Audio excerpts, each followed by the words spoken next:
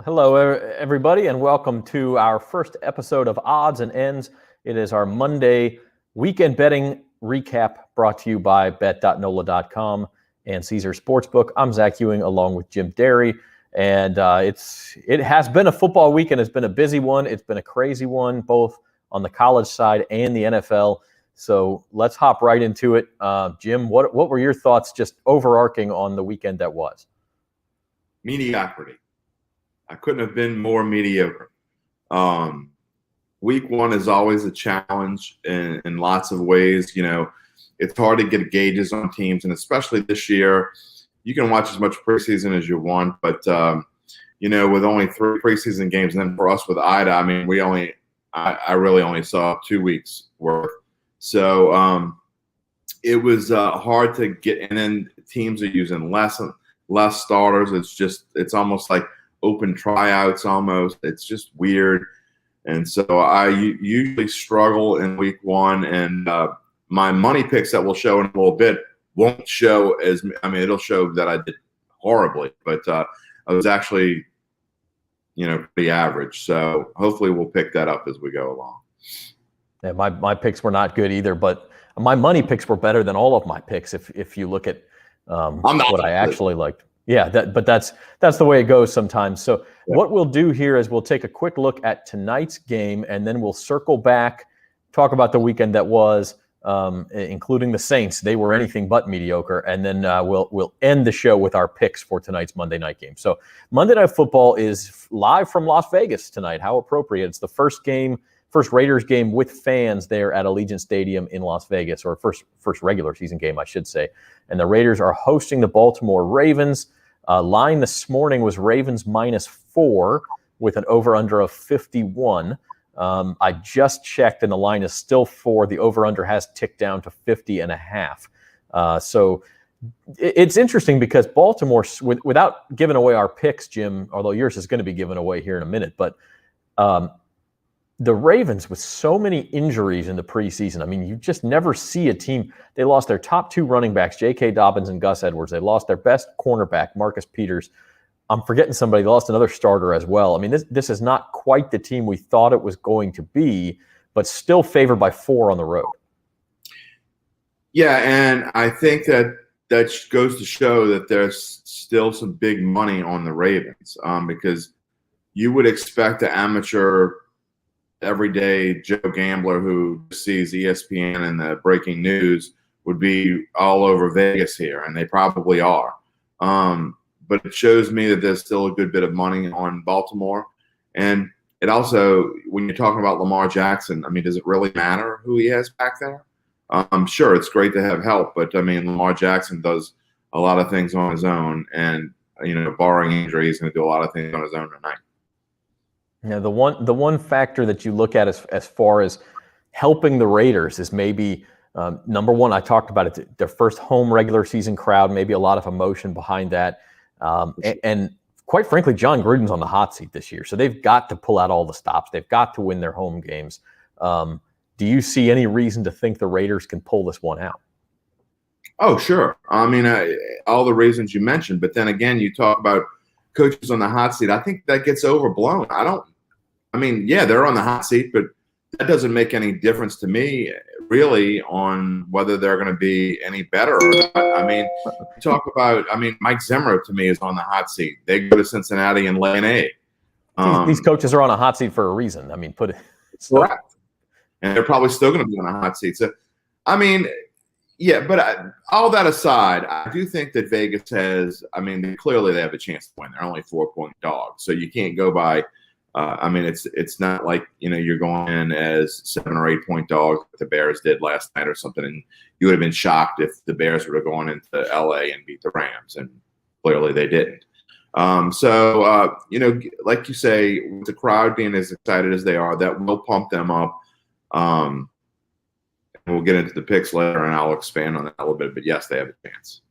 Yeah, and the Ravens did start, I think, 5-point favorites, or they were 4.5 for a long time, and it's only ticked down to 4 since all the injuries happened.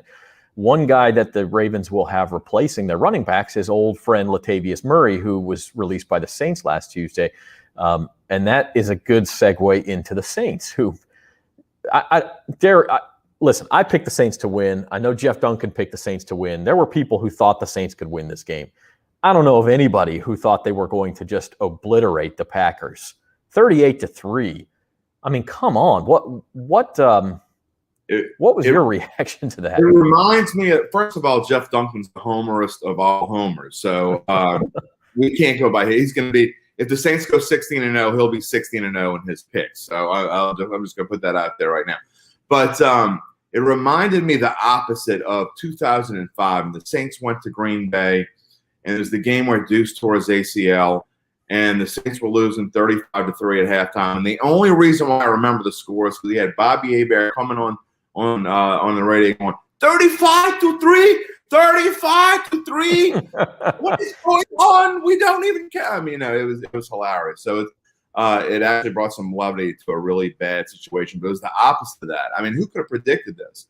And already you have the talking heads and the people who will throw all their money. I don't even know who Green Bay plays next week because I'm working on college right now. So Detroit on Monday night. Yeah. Okay, so everyone will be betting on Detroit, as bad as Detroit is, because Aaron Rodgers looks like he doesn't care.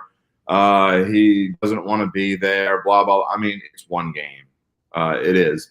And the same goes for the Saints. As great as they looked, and Saints fans absolutely should be excited. I've been a Saints fan. We're not supposed to say we're Saints fans, but I've lived here my entire life. So, of course, I'm a Saints fan for 53 years, and they look phenomenal, and there's reason to be excited. But let's don't put the horse ahead of the cart, I guess. So let's temper our enthusiasm a little bit, at least in the betting world. If you're a fan and you don't care about the betting world, which you're probably not watching the show if you don't, yeah, exactly. Get fired up. But if you're a bettor, it doesn't mean to say, I don't care what the spread is, they're going to kill Carolina and beat them by 27. It doesn't work that way. Yeah, there are week one overreactions every single week in the NFL, and probably even more so in college football, because college football, the offseason is really a mystery. But yes, week one overreactions are definitely a thing. And I did have a friend text me to your point this morning. Hey, do you think Aaron Rodgers just is intentionally torpedoing the Packers season? Now, if Aaron Rodgers is too competitive for that, these guys are pros. He's not now. Maybe he's not as motivated as he normally is because he does have issues with the Packers front office. Maybe he didn't prepare as studiously as he normally would, but he's not trying to lose. If he wanted to, any of that, I just don't. Zach, I think the game started off as badly as it could have for them. The Saints had a long drive. They end up kicking a field goal. They get, Green Bay. I can't remember whether it was a 3-and-out or a short drive. I think it was a 3-and-out. They got one first down on their first drive. They converted a 4th down, but after that, they went 3-and-out twice. And the Saints go on a 15-play drive, and by the time Green Bay gets the ball back, it's the second quarter. And so they had run 12 plays with 1 minute left in the half. 12 plays. Their entire game plan was derailed, and it was because of the Saints, not because of Aaron. I don't think it has anything to do with Aaron Rodgers. I think the only Saints mistake.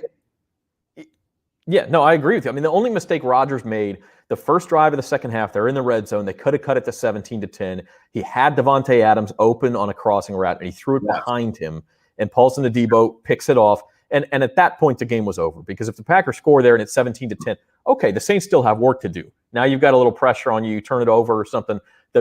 We all know Green Bay's offense can come back on you fast. But when the Saints then took the ball off of that pick, scored again, made it 24-3, it's over. That completely popped the balloon, that play.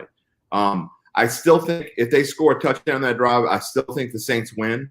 But it's probably more along the lines of 20-17 or 24-17 or something along those lines.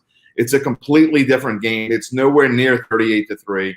And that play to me, Green Bay quit after that. And we've seen it happen on both sides, and it does happen.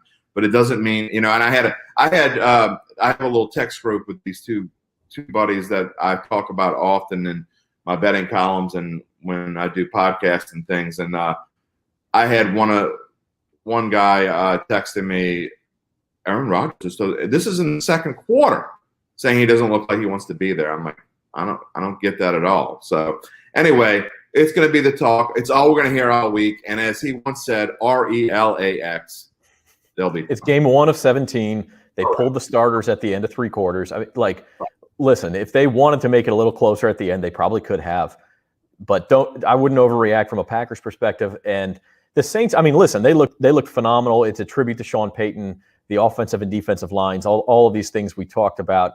And their Super Bowl odds did go from 40-1 to 25-1, by the way. So people were paying attention. And I think it can only increase your optimism for the Saints this year. But that doesn't mean they're going to blitz through the NFL. Remember, they beat Tampa Bay 38-3 on the road last year.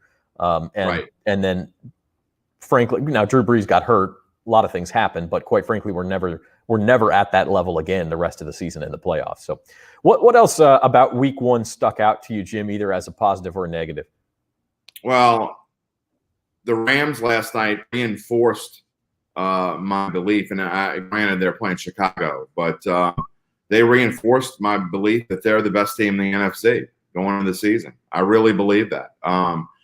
I think Matt Stafford makes that much difference, and their defense is just as good as they've been. Maybe the best team, maybe the best defense in the conference as well. So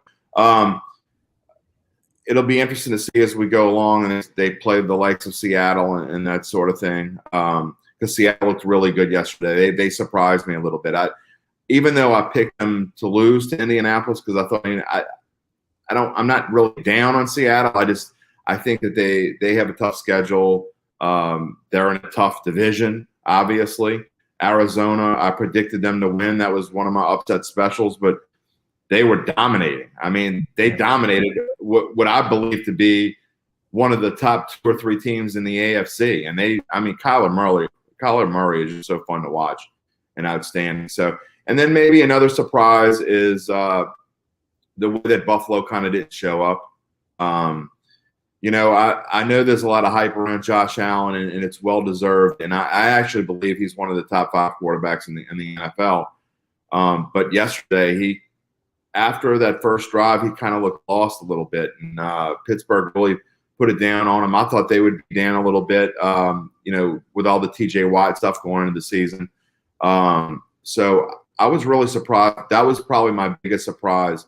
Not so much that Pittsburgh won, but by the way they won, because after they got down and then they took that lead, and I know the games turn on a dime, but the way they kind of took charge and then dominated thereafter also proved to me that. And I thought I had Pittsburgh. I took the over on their win total, but I thought it would be later in the year that they would start getting things together, and they looked pretty solid right off the bat. Yeah, Josh Allen spent all of last year erasing all of the doubts about his accuracy and can he make all the throws and the decision-making and all those things. And then they kind of came back yesterday. So I don't know, maybe it's just one game. Again, you don't want to overreact. But if I'm a Bills fan, I was a little bit worried about the way Josh Allen didn't quite look like himself yesterday. But you mentioned the NFC West was 4-0, and all 4 teams really, frankly, dominated. The 49ers almost got caught at the end. We'll talk about that when we get to the picks. That was an interesting one from a betting perspective. But the Rams and the 49ers and the Seahawks and the Cardinals, all not only 4-0, but dominant victories. And 3 of them, I believe, on the road, too. So meanwhile, the NFC East, you only had 1 team win. That was Philadelphia. And that was the other surprise for me, was the Eagles going down to Atlanta. And I picked Atlanta to cover in that game.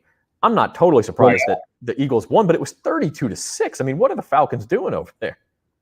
It's kind of with a new coach. It's still a continuation of the old Falcons. I don't get them at all. I really don't, because they have plenty of talent. I mean, they might be the most confusing team in the NFL to figure out. And I get it, and it's a joke around New Orleans, and it's funny, and it is funny. I mean, 28-3, it's still funny, however many years later. To say 28-3, the shirts and everything else, but I just don't get them because they have the talent, and Matt Ryan is a really good quarterback. I don't know if it's schemes. I don't know if it's a mental thing, but Philadelphia is not any good. I mean, Jalen Hurts is outstanding. Don't get me wrong, and Devontae Smith is probably going to be. outstanding, and Miles Sanders is pretty good. But their O-line is not good. Their defense is just okay. And yet they hold Atlanta to 6 points and steamroll them on the road in week 1. I don't get it. I don't know. And the Falcons, like, they're going to be one of those teams that could be 2-7 halfway through the year and then knock off a couple of big names late because they finally figure it out. And you go, where did that come from? Well, they've always had the talent. I do wonder, though. Maybe they think September is December and they're going in reverse. Instead of choking at the end, they're going to. Maybe so. I do wonder, though, if it's a team that is 2-7, at some point that franchise, it's time to blow it up and rebuild. And they've held off on it. Do you start seeing some trades there if they're 2-7 in November or end of October? I don't know. Maybe Matt Ryan's a guy. There's not a lot on that roster that can be traded anymore. Maybe Calvin Ridley could bring back quite a bit, but they're in a really, really tough spot. Let's rewind to Saturday. I'm sorry, Jim. Go ahead. Real quick, I was just saying Matt Ryan is. I mean, who's going to want him with that contract? I mean, I don't they think would have to eat a lot of money. Yeah, he's not going anywhere anytime soon. At least not during the season. Let's rewind to Saturday real quick and talk some college football before we wrap up with our picks. Obviously, the biggest result of the day in college football was Oregon going to Columbus and holding off Ohio State 35-28. That's a game that's going to shake up the national title picture. Not that the Buckeyes are eliminated from winning a national title, but obviously, as we know in college football, once you get that first loss, you basically have no margin for error. The other one was the Cy-Hawk game in Iowa, where the Hawkeyes beat the Cyclones, another sort of game where they didn't really have to do much on offense, and they didn't do much on offense, but still won because their defense is so good. USC loses to Stanford, which might be like an eliminating. That's only their first loss, but I don't know that that's a loss you can abide at the end of the year and expect to make the college football playoff. So it's finally a strange year in college football where outside of Alabama, which Alabama looks like they're going to be there at the end and somebody would have to knock them off. But at least those 2, 3, 4 teams, it looks like we're going to get some new blood in there. Well, I mean, if you call Georgia new blood, they've been around. So, but if you look at his numbers, you would probably call me an idiot, and I've been called an idiot at least probably 10 times a day by my wife for the last 15 years. But if C.J. Stroud did not look very special to me. And granted, Oregon played a very good game, and they deserved to win, and they'll probably be somewhere near there at the end because they're in the Pac-12. But Ohio State didn't look special to me. Their defense looked average. I mean, but I never put a lot of stock in Ohio State anyway. I think they're generally overrated. Don't get me wrong. I think Justin Fields last year and what they were able to do and Sermon and everything they had last year, I thought they were an excellent team last year. But I think generally, if you look at consistency, they're usually overrated. And I think they are again. And I think the Big Ten's overrated. Although the Big Ten thinks the SEC is overrated, but we keep winning national championships. They're not that great, and I think they're going to lose the game before the season is over, and I don't think they're going to be in any playoff. Yeah, I'll disagree with you on the Big Ten being overrated. I think it's better than it has been because I think Penn State, Michigan, Wisconsin, and Iowa are all legitimate top 15 teams, and you add in Ohio State, and you've got 5 top 15 teams. And the SEC does too. I don't know that the Big Ten is better than the SEC, but I do think it's a very strong league. I just don't think Ohio State's going to win it this year. I think an Iowa or a Penn State, maybe it's Michigan's year. You hate to say that this early, but they looked real good beating Washington. So we'll see. As far as the SEC goes, the big result was Arkansas beating Texas. Real quick, Zach, I do want to say this. I am high on Iowa. And one of the things, we're going to get to our money picks in a minute, I thought I had that on there and I didn't. So I was really upset with myself because I loved Iowa going in. I thought that was the college pick of the week. And I am high on Iowa. And when you play defense like they play defense and they don't make mistakes, Iowa, to me, has the best chance of any team in the Big Ten to make the playoff, in my opinion. You can still get that team at 100-1 some places to win the national title. Other places it's 75-1. On that, like right. But there's a little bit of value there. Now, I don't know that you can win a national title, especially with Alabama and Georgia out there without a star quarterback. I don't know that they can actually win it. but it might be worth you sprinkle a few dollars on 75 to 1. You at least get yourself in position to hedge. For sure. Yeah. I mean, that's a team to keep an eye on. In the SEC, you talk about Georgia. They're not really new blood. That team's only been in the college football playoff once. So from that, it's kind of like LSU. You don't think of them as new blood, but at least it'd be a different team in the playoff for once. The big result in the SEC was Arkansas. Not just that they beat Texas. That doesn't shock me. They thumped Texas. They made Texas look awful, and that doesn't reflect well on the Raging Cajuns, by the way, who lost to Texas in week 1. You wonder if the bloom is kind of off of that rose, at least from a national top 25 type perspective. But, are the Razorbacks a real contender? I think they can be. But then again, Texas is coming off of the big high at home, first game, new coach, after being so bad. Well, not so bad. For them, so bad. I mean, they haven't been so bad, but for them, they've been bad. So you can almost excuse it. But, yeah, I mean, you can't take away anything from what Arkansas did. And, I mean, Arkansas, like the Saints. I mean, you can't take anything away from what the Saints did. Green Bay, they go on the road. They could, their game plan goes to hell. I like Arkansas, and I like what they did, but it's too hard. You have trouble believing in a team that has been as bad as they've been. They were a 2-win season. They had a 2-win season, 2 years ago? They were a little bit better last year, I believe. But so let's see. Let's not get excited. But, yeah, I think Arkansas – and they play in the SEC West. So, well, that's what I was going to say is that SEC West is looking to be as good as it usually is. It might be even better this year. You got Alabama, Texas A&M, the Mississippi schools are up. Arkansas looks good.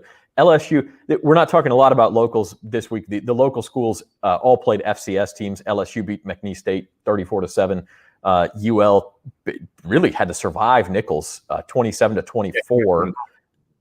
Yeah, and then Tulane beat Morgan State. And they beat them 69-20 up in Birmingham, still playing kind of home away from home. So it was sort of a nothing week for the locals, but it was interesting. And you look at LSU and think that SEC West, man, there is minefields everywhere.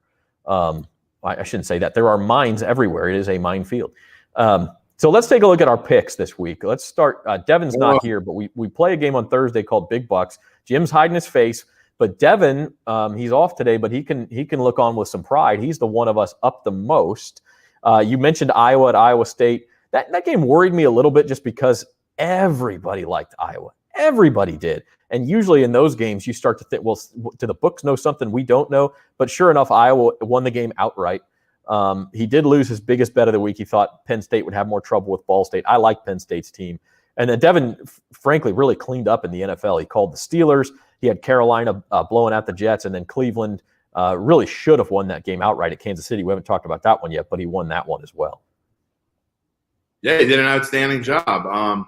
And honestly, when I looked at his picks, I didn't like Pittsburgh. I didn't like Carolina, although they only covered by 1. In fact, in my pick column, it was a push because it ended up being 5. But he outstanding picks, and I did not like the over on the only one I did. He lost here in the NFL was one I didn't like, but hey. He made great picks, and Pittsburgh I certainly didn't like, and he had the right number there. So Devin did an outstanding job. Yeah, that might have been his best pick. The margin is so thin. We'll get more into that in a second. But like you talk about Carolina, they opened at -6, and the number got down to 4, and the Jets scored a late touchdown, and they lost by 5. So, like, where you get the number is so important. All right, Jim, let's pull the Band-Aid off. Your picks. Didn't work out. But again, a lot of these were pretty close, and your biggest pick of the week is still to come. So you really need the Ravens to take care of business for you tonight in Vegas.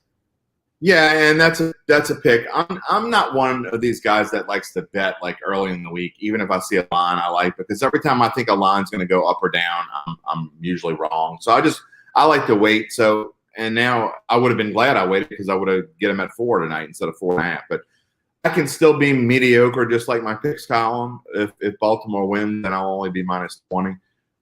But The UAB Georgia thing, I really thought that Georgia would come out flat. They surprised me. They did not at all. And it just goes to show how good Georgia is and is going to be. And they are going to give Alabama a run for their money. In fact, not only are they going to give Alabama a run for their money, they're the only team, I think, in college football that can beat Alabama. I don't think they will, but they're the only team that can. And there's no question. Yeah, I agree with you. Those are the 1-2 teams. Notre Dame is – I had put way too much stock in Notre Dame. Obviously, Florida State losing to Jacksonville State shows you that Notre Dame isn't very good, that they needed to win in overtime against the Florida State team that lost to Jacksonville State at home. So let's stop giving Notre Dame credit from here on out. But Houston to me, and we talk about picks that we I talked about the Iowa pick that I thought was on here that I didn't make. I really wish I would have put more on Houston, and I said it in the show.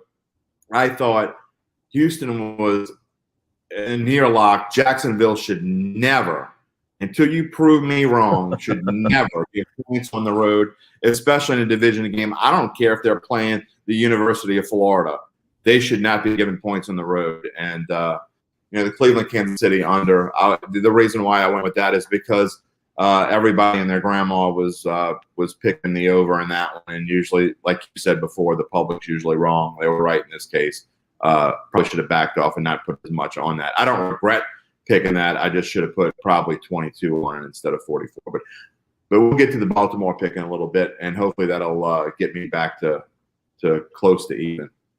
Yeah, the public isn't always wrong, because if they were, then they would never bet and the books would never make any money. But yes, they're wrong more often than they're right. All right, and then my picks were thoroughly mediocre. I am up $3 for the week, so I may go buy half a cup of coffee with that. I did have the Iowa game as one of my best bets. UAB, I was the same way with you on Georgia. I just thought they'd come out flat, but that's one of those real depressing ones where 5 minutes into the game you're on the wrong side. Yeah. Georgia's up 14-0, 5 minutes in, and you're going, uh-oh, there's no way 24.5 is going to be enough. Gotta stop watching.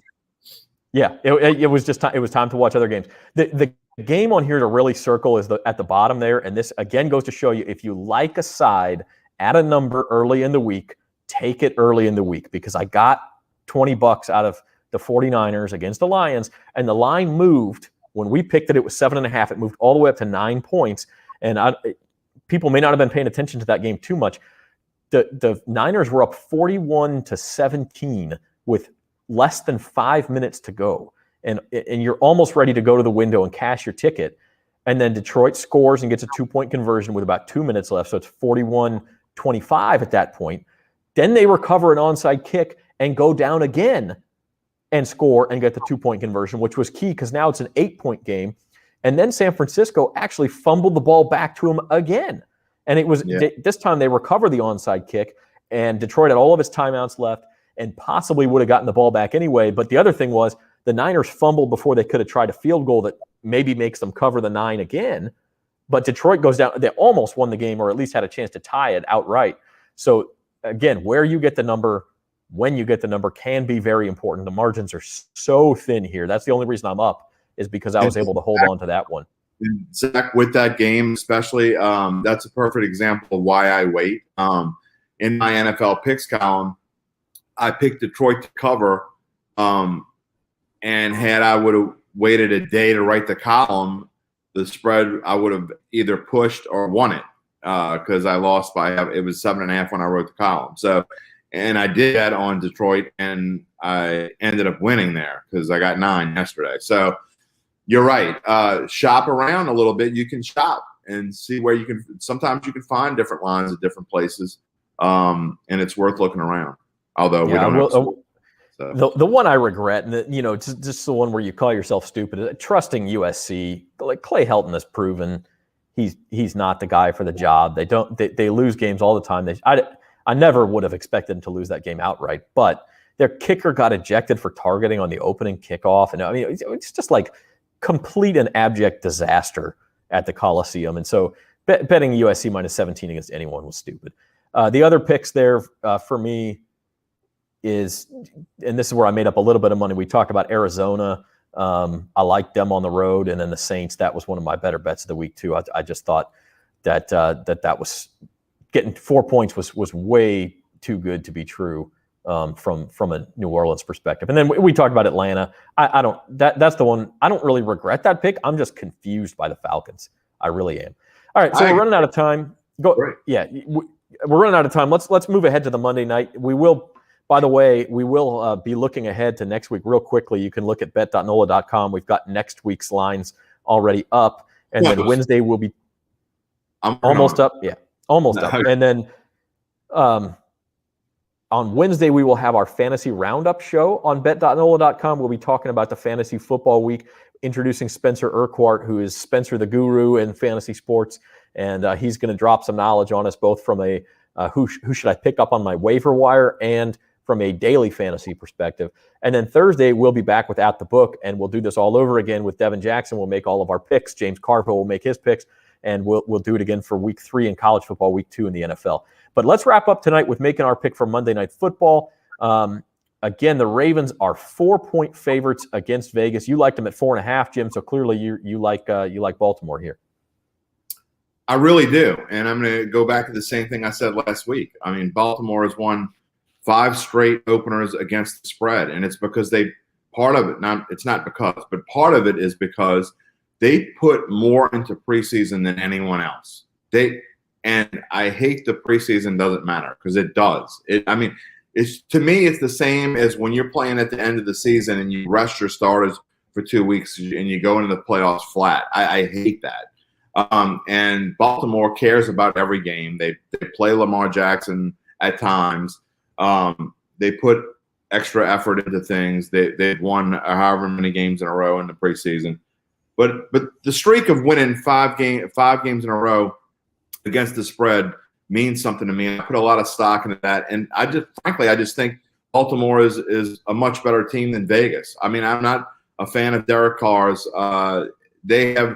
Vegas has issues at running back as well, although Josh Jacobs is going to play. He's banged up a little bit. Jalen Richard is gone for the season, and I'm not in love with Vegas's defense. So I think Lamar Jackson's going to have a field day running all over that team, and I really don't think it's going to be close. I think the Ravens win by at least 10. Yeah, I really can't argue with any of that. John Harbaugh is a better coach than John Gruden. Quite frankly, I don't think that's a mismatch. Lamar Jackson is dynamite. You hate to bet against him. I personally like Derek Carr. I think now I'm biased because I'm friends with the Carr family from my time in California, but I do like Derek, and I think the advanced stats will show you that he is actually a top half quarterback in the NFL, and he's not the problem in Vegas. Hasn't been the problem. But having said that, I don't feel terribly strongly about this game either way. Everything you said makes a lot of sense. I went with Vegas. I didn't put it in my big bucks because I don't feel strongly about it. I went with Vegas just simply from the perspective of they're at home. It's a game they got to win. They're going to pull out all the stops. And sometimes that long road trip can get to teams. If I did place a bet on this game, it'd probably be on the over 51 because I think both offenses will get after it a little bit. But we'll say Baltimore wins a close game in my pick, and Vegas covers the 4 points. So that's our take on Monday Night Football tonight. We'll wrap up the first weekend, and man, we're rolling, Jim. We are getting in it. I mean, it's once the season starts and that first week is gone, everything just kind of like flies after that. And so I'm excited about it. Again, I had a mediocre week, but I can have a winning week with if the Ravens cover tonight. I'll be 8-7-1 in my picks, and hey, it means you didn't lose money. And you had fun. That's right. That's what it's all about. Have some fun and try not to lose too much. Stick with us on bet.nola.com. Log on anytime. Sign up for our newsletter. You'll get all the latest on odds from an LSU perspective, from a New Orleans Saints perspective, the SEC, and from a national perspective as well. We got an eye on it. We'll make some picks. We'll have some fun. We'll be back Wednesday with the Fantasy Roundup, and on Thursday with At the Book and our latest installment of the Cashin' In with Carville contest. So for Jim Derry, I'm Zach Ewing. Have a good day, everybody.